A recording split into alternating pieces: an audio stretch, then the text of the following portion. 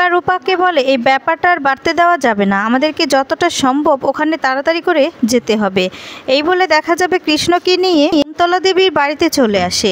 দীপা সোনা বেরিয়ে যায়। তারপর দেখা যাবে দিকে কুন্তলা সোনাকে থাপ্পড় মারে। তখন বলে যে আপনি আবারও আমার গায়ে হাত তুললেন। কুন্তলা বলে যে হ্যাঁ তুললাম। আর তখন সোনা বলে যে এটা আপনি বারবার করে আমার উপর করতে পারেন না। বুড়ির মা বলে তোমার সাথে আমি কি কি করতে পারি সেটা তুমি ধারণাও করতে পারবে না। এদিকে দেখা যাবে সোনার সাথে যখন কথা বলতে থাকে ঠিক তখন কৃষ্ণ রূপা আর দীপাকে নিয়ে বাড়িতে চলে আসে।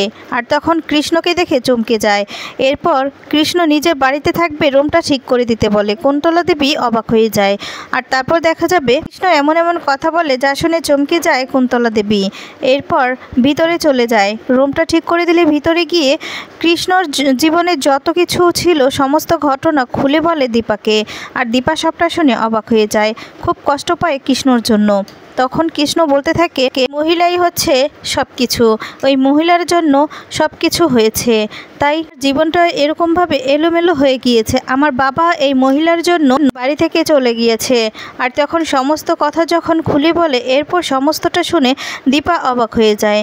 আর তারপর দেখা যাবে কৃষ্ণ বলতে থাকে আন্টি আপনার চিন্তা করবেন না, আপনাদের যত ধরনের হেল্প লাগবে আমি আপনাদের হেল্প করব। যা শুনে দীপা খুব খুশি হয়ে যায়। আর তখন বলে তোমার পাশে আমি সব সময় থাকবো, তুমি একদম চিন্তা করবে না। আর তখন দেখা যাবে দীপা হাত বুলিয়ে কৃষ্ণকে আদর করে দেয়। তারপর দেখা যাবে কৃষ্ণ বলতে থাকে আপনাদের কোনো অসুবিধা হবে না, কোনো সমস্যা হলে আমাকে বলবেন। এ কথা বলে সেখান থেকে চলে যেতে লাগে। আর এদিকে কৃষ্ণ সমস্ত কথা শুনে রূপাও অবাক হয়ে যায়। রূপারও খুব খারাপ লাগে।